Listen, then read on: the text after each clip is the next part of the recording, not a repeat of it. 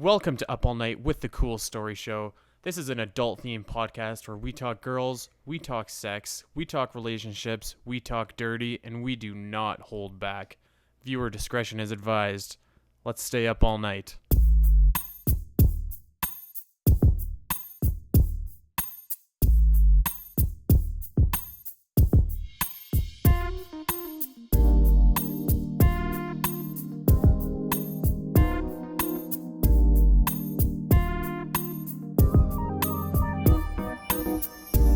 Welcome to another episode of Up All Night with the Cool Story Show.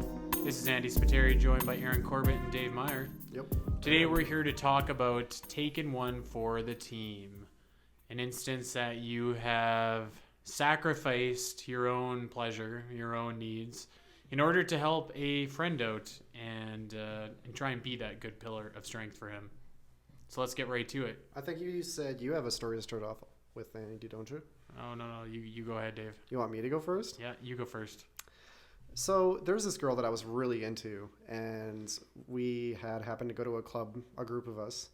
I think there was probably about 8 or 10 of us, all good friends. But at the end of the night, when it dwindled down, it was just me, a friend of mine, the girl I really liked, and this other girl. Tell us about the other girl. The other girl was... She was decently good looking. I mean, you can't really say that she's not attractive some way. You sounded super hesitant when you said Dave, that. I have a question for you. What? Was I there that night? No. Really? Really? That's not the night okay. Or maybe you might have been there. I think I was, and I left in like 10 Dave minutes. has a bad memory. Was that the one where you showed up and got extremely drunk and left like 10 minutes after you got there? That was. Okay. So let me just tell the viewers out there, the other girl he's talking about is not decently good looking. I'm trying to be Carry a gentleman about this. Carry Okay, on. she was not good looking. She was, you could throw like a baseball and it would orbit around her basically. That's how this girl looked. So my friend, was it his birthday? I don't know. Anyway, my friend was there and he was talking to this girl that I liked and they're getting along and we go to the dance floor and he ends up partnering up with her to dance and I get the other one. So I'm not very comfortable on the dance floor. Like, it's not my cup of tea, but I can usually make my way through it. So this girl proceeds to like grind up on me, like grab my hands and place them on parts that I didn't really want to grab.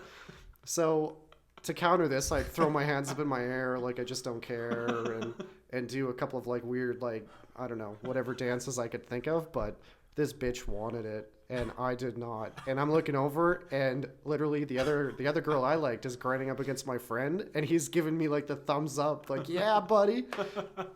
And I was like, you fucker better enjoy this. That's my story of taking one for the team. So this was at Roadhouse, right? Yeah. My story also takes place at the Roadhouse. Oh. So my best friend was into this girl, and she had a boyfriend, but he was extremely flirty, and I think really just liked the attention.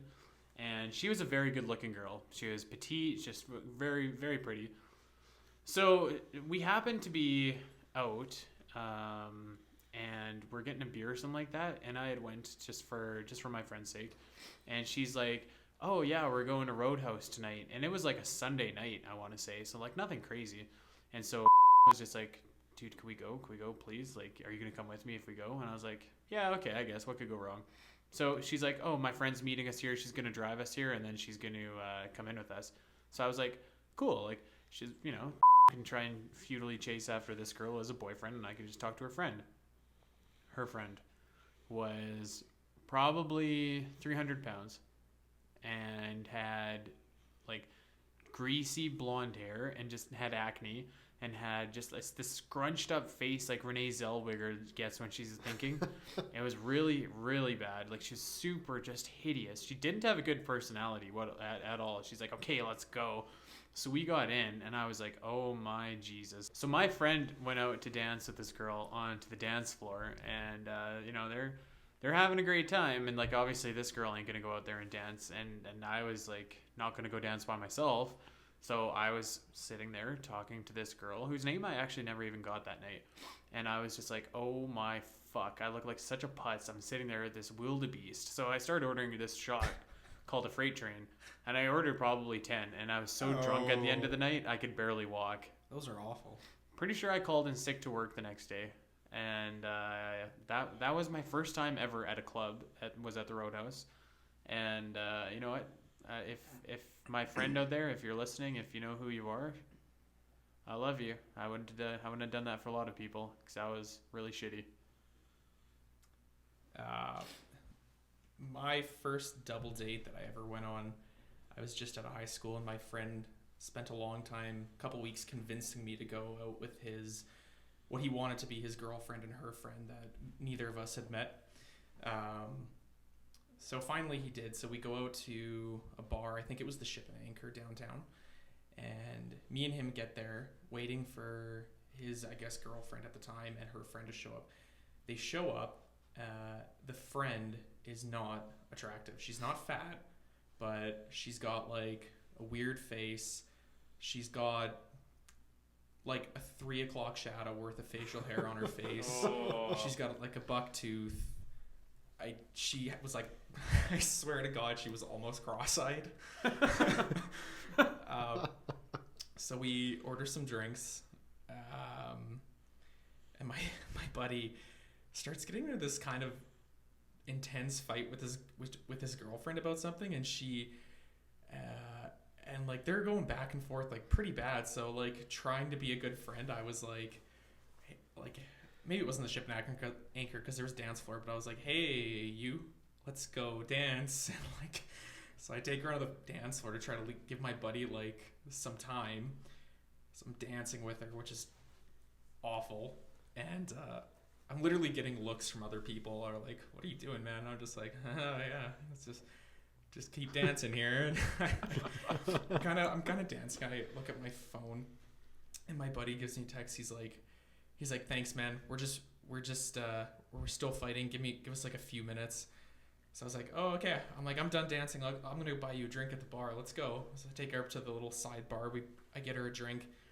I get myself like a drink and a shot, and then another shot. And we go back to the table, and no word of a lie, they like, fuck, my buddy's girlfriend like storms out.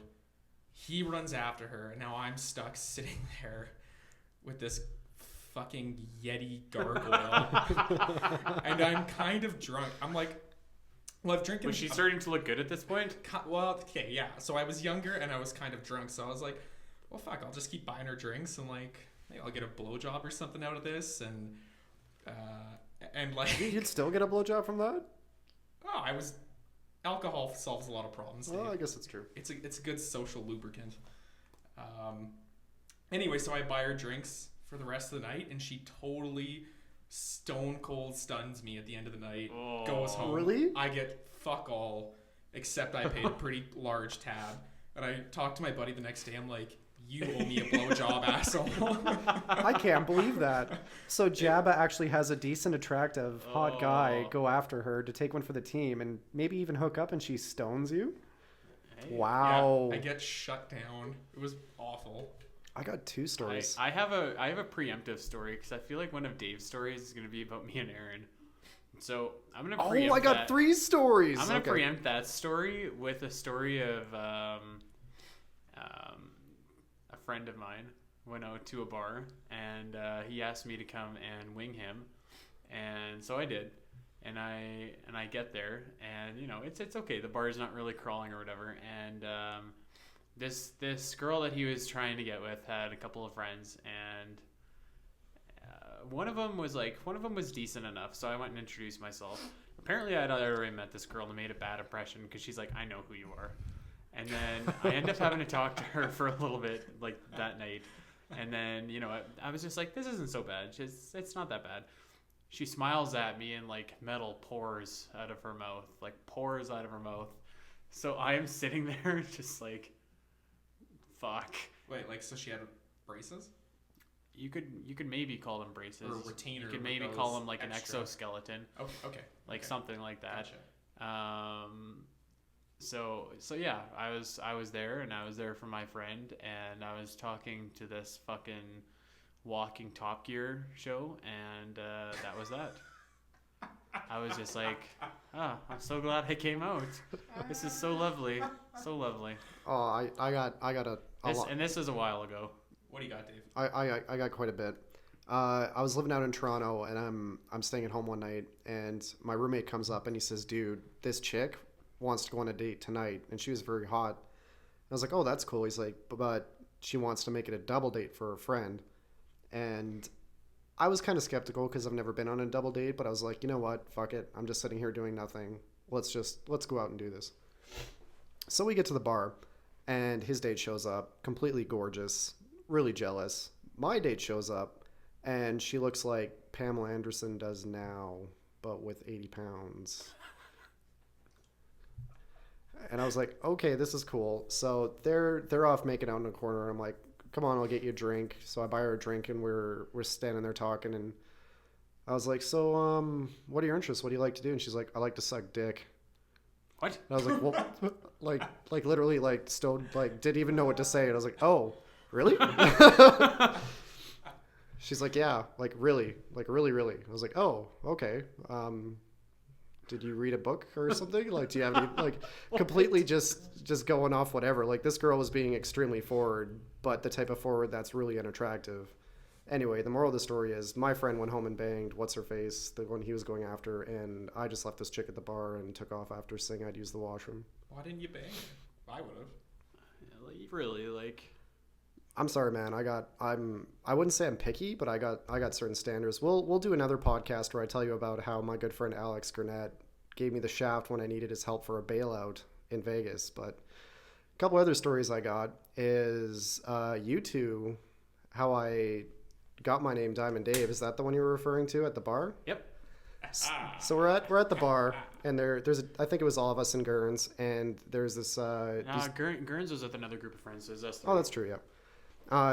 Two hot girls sitting there, and Andy, like he always does when we go, is like, let's be bold, let's be daring, let's go talk to them. I'm like, okay, let's go. So we go up to them, and this is the part where I'm going to let Andy talk over because you know what you said better than I did. It was funny because I was standing with you guys, and I wasn't paying attention to any of this. I was on my phone or something, and you walked to the girls, and I just sort of followed you without looking up.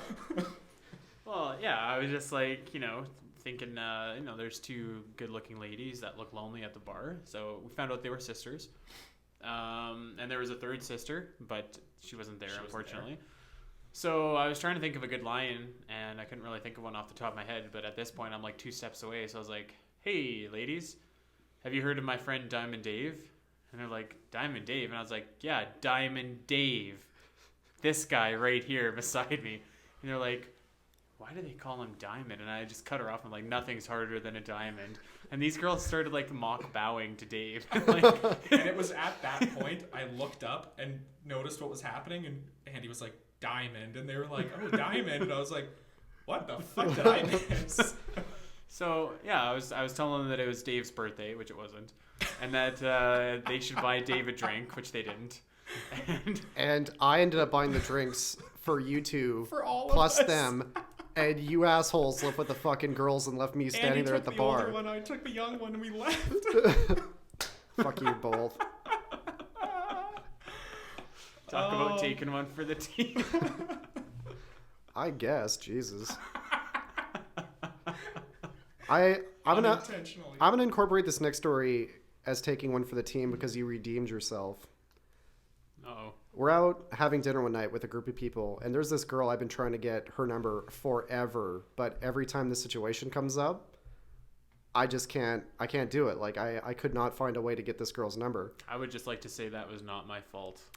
What do you mean it wasn't your fault? Okay, do you mind if I tell this story? Yeah, please go ahead. So me and Diamond Dave were out for wings with a friend of ours and this girl, and I would say you're probably not even like, are you romantically interested in the girl, or you just want her number just to get to know her a little bit better? Yeah, something along those lines. Yeah. Anyways, so actually, sorry to side note, it was more like, Dave, you need to get her number so you can become all that is man and prove to me that you were worthy type deal, half mixed in with that too. That doesn't sound like me. Anyway, so, continue. Okay, so Dave is like sitting there, and it's like an hour into this dinner, and Dave still has not asked for her number yet. And I was like, Dave, come on. And I text him, I'm like, Dave, get her number. And then he looks at the phone, he puts his phone down for like another half an hour. So I text him back, I was like, David, get her number. Or what did I even say? Like, yeah, it was just like, be bold, be daring. I just texted him, I'm like, be bold, be daring, don't take no for an answer, something like that.